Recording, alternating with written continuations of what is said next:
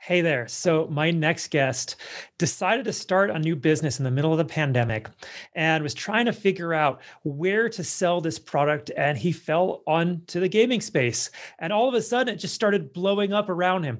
And now, like, he wanted to come onto my show to be able to talk about what he's doing because he just wants other gamerpreneurs out there to know what is possible if you put your mind to it. So, I know you all are going to love it.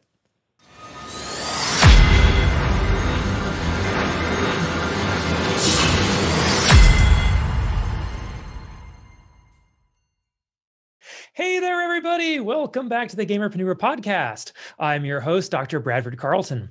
Today, I have a very special guest with us. I have Eric Serrano. Hey there, Eric. How's it going? Hey, doctor. How are we doing today? Oh, it's a beautiful sunny day in Las Vegas. How about yourself? Well, it's a chilly 70 degrees here in Miami, Florida. So but the sun is out and we're excited. So we'll take it. Well, you're doing better than I am. It's only like 55 here today. Wow. Okay. I'll take the 70s. Yeah. All right. So, Eric, I like getting the show started right into it. So why don't we begin just by telling us a little bit about yourself, please? Well, my name is Eric Serrano, born and raised in Brooklyn, New York, if you can't tell by the accent. Moved down to Miami, Florida about 16 years ago. Married two boys, a 16-year-old and a 13-year-old that are big-time gamers. So I'm getting really thrown into it. And I've been in sales for over 20 years, and I'm one of those rare breeds that I actually love and enjoy sales. You're a glutton for punishment. I am. All right, Eric, that leads me perfectly into my next question. So I ask every guest a single question. So I'm going to ask you just like I ask everybody else. On a scale of 1 to 10, 10 being high, how weird are you? I'm about an 11, 12. Why is that? I'm what's called a vat of useless knowledge between my family and circle of friends. I know anything that's of serious content doesn't get stuck in here. Anything that is useless, like pop culture and things about movies and actors, I'm all about it. So we'll be sitting there and someone will say, oh, did you see this movie with this person? And I'll name the actor, the movie, when it was filmed, everything. And they're like, okay, yeah, that's, we weren't expecting that much information, Eric. So thank you very much. So that's where I'm a little above the grade when it comes to that level of weird. I love that. I'm a little bit like that myself. Like, I'll be talking to my wife since, under lockdown and all, and she'll make she'll say something, but she'll say like the most minute part of some random song. I'm like, hold on, let me pull that up on YouTube real quick. That's awesome. Hey, what can we do? I love pop culture. I just like knowing stuff that people will sit back and say, wow. And then they'll start thinking about it. And like, I didn't think about it from that point of view. So it's cool that way. For sure. Okay, so this is the Gamerpreneur podcast. So I do need your gaming cred, Eric. When did you first start playing video games? Well, I'm close to 50, so I started playing video games in the 80s. My first console was an Atari 2600. And, I was thinking about this as I was getting ready for this conversation. And, the games that I love playing the most on the Atari 2600 are most likely games a lot of people don't know Atari had. Well, the first one was Pitfall, was one of my favorites. And then the second one was they did an adaptation of Popeye, which is kind of like Donkey Kong, but just with the characters from Popeye. And the third one isn't a popular one. Actually, I read recently and I saw on Netflix that it was actually the worst Atari game ever, which was E.T. the Extraterrestrial. You saw the dump where they were like uncovering it? Yeah, I mean, I loved it. And then when I found out that the ones that weren't sold were actually, I believe, taken out to Mexico and buried. In a landfill, yep. And then they buried over it. And like, yes. I mean, so those are the three games for me that I really loved playing in the 80s for like 3 years ago, they uncovered it all. Like they went searching for it and found it. I think I may have a cartridge somewhere in my house. I have to look for it. So that's worth money now. Yeah, it is. I'm holding on to that bad boy if I can find it. All right. Beautiful. Now, Eric, I'm assuming you've continued your passion. What do you play today? Oh, right now I'm actually learning through my sons.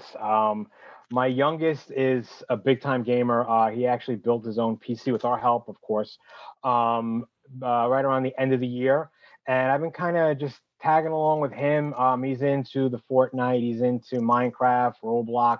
He has his Xbox. He's a sports nut like I am. So he's been playing a lot of Madden and the NBA games. So I'm kind of just tagging along with him, trying to be the cool dad. He's beating me every time, which is really frustrating. But that's kind of what I'm going right now with my gaming. I'm just really using it as an opportunity, especially in lockdown and quarantine, to spend time with my boys and just learn about what's new and what's out there. All right. How is it from that perspective? Like, were your parents involved in your gaming as you were growing up, and now you're passing it on, or is it like, I'm not going to do what my parents did to me, I'm going to be involved with my kids? Well, actually, my mom was into it, and she got really addicted to Pac-Man on Atari to the point that she wouldn't let me play She got because the pack fever. she got the Pac fever, man. She was into it, so I thought that was really cool. My dad was into it. He liked Donkey Kong. That was more of his game and his speed. So yeah, we did play together, and I've always been hands-on dad with my boys, and just now that it's as video games have gone so far and they're so realistic and it's just so like the wow factor is there. For me, it's really cool to kind of go through this with them and really just enjoy it. And I'm still waiting for the day where I can beat them in a game, and I'm gonna gloat for a long time. Hey, bust out those old games. They'll never make it through. To look at the joystick, like, what is this one button? What is all this about? Any game that you had to die repeatedly to learn it. Like, Yes. All right, Eric. So let's get over to the preneur part. Okay. What do you do? Well, I'm in sales. I've been in sales for over 20 years. My experience in sales started working with my father-in-law and my wife. We actually designed and manufactured interior signs for the fast food industry. So we work with amazing companies like Sbarro, Haagen-Dazs, Carvel. So when you walked into those locations, those big signs, those big menu boards, we designed and we manufactured them. My love for sales kind of started from that. I've gone into different avenues, advertising, catering.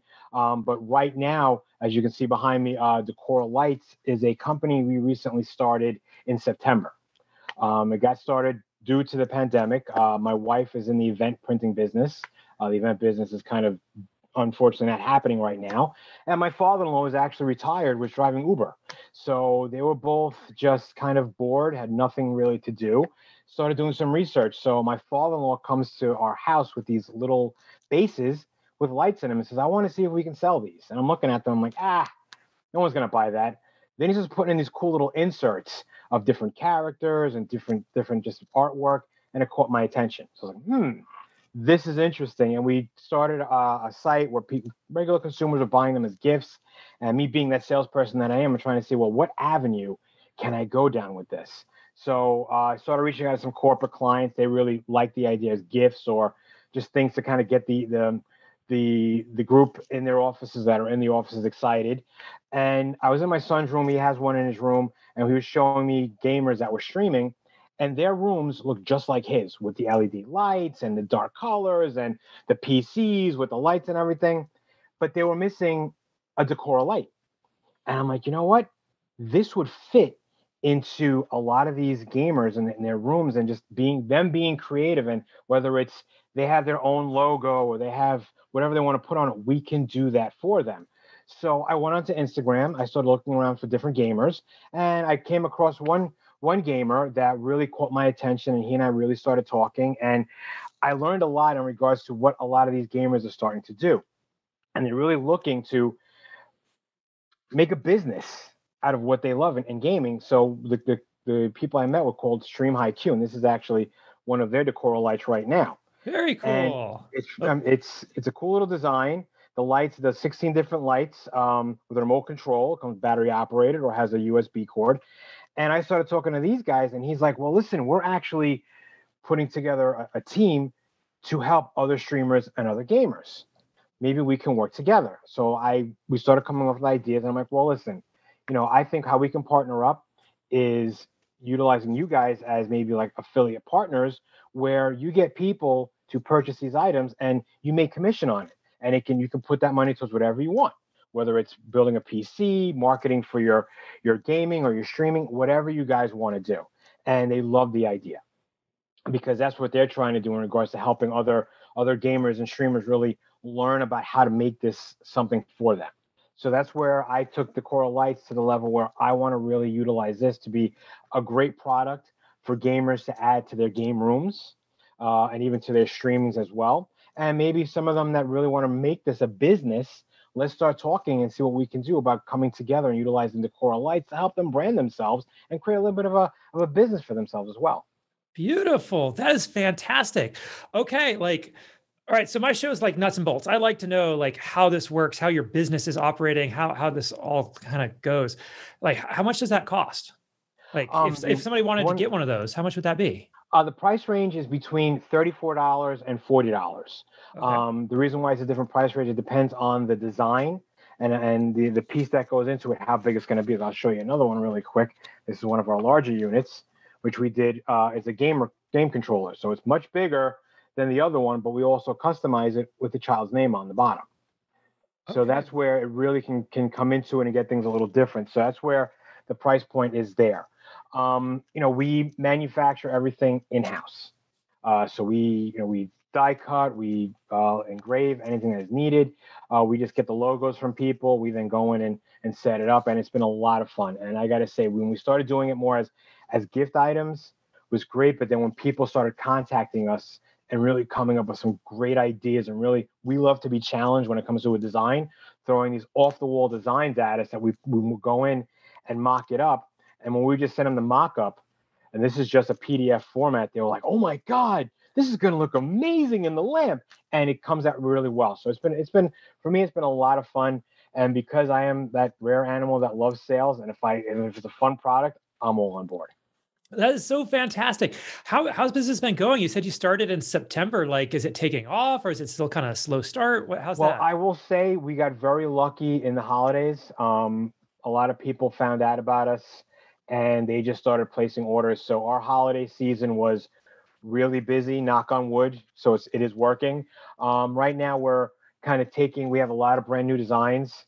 So we're kind of taking that little bit of a rest to start doing photo shoots and put it onto the website and looking at other avenues where we can also sell the product as well. And I'm reaching out to a bunch of different corporations, reaching out to a bunch of streamers and video game gamers out there to see if there's a fit for us, not only to just them to buy it, but also to really, as I mentioned, create a business for themselves as well. Beautiful. Okay. Now, sales background, you're now kind of trying to break into this gaming space. Are you finding that to be challenging at all? Um, Actually, no. I find it to be very interesting because everyone that I've speak to in this community, which is for me, it's a really more of a community. I'm very transparent. I'm like, listen, guys, I'm new to this, and they're walking me through it, which is fantastic. And they're not making fun of me like my kids do when I start asking them off the wall questions. But it's really great because they're willing to help me because I don't know too much about gaming outside of the old joystick style, but also what they're doing online and how they're conversing, and also learning how I can market and brand myself through other avenues outside of just calling people over the phone and sending out emails. So it's really been for me an educational process that I am enjoying tremendously. Beautiful. Okay. Now, your background, like I said, you've said it's in sales, and now you're kind of approaching this new landscape for yourself. What skills, what talents, what traits do you have that are making you successful when everybody else isn't quite being able to do it? Oh, well, first and foremost, experience. I've been doing this for a long time, and I joke with a lot of people. I've been told no so many times that I'm numb to it. And I keep finding a way to say, okay, well, what about this and what about that? And that's the one thing that I bring into also communication. I think that the biggest issue we have nowadays is that we don't know how to communicate properly. Everything is done through text and through email, but especially now with the pandemic, you don't get a lot of this, even though it's not real face to face, but it is face to face. So being able to communicate, I think that is a huge part of success in business, is being able to communicate and also being very transparent and honest. Okay. And how would you advise somebody on how to follow in your footsteps? Because the experience is going to take time, Yeah. but the communications, everything else, how do they get that? The way I used to do it, and it's old school style: stand in front of a mirror, look at yourself in the eyes, and talk to yourself. Because in the beginning, it's kind of like, this is kind of weird, but once you get yourself accustomed to it, then you find yourself making it very easy to talk to other people. And also, my advice is, listen, this isn't easy. Life isn't easy. Just take the no's, learn from the no's, and just try to apply it till you get the yeses. And just once again, just don't take it personal. It's just business.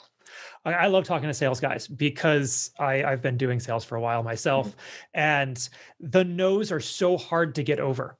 You, Yeah. you say don't take it personal, but some of those no's, like I've had doors slammed in my face, like I'm sure you have too.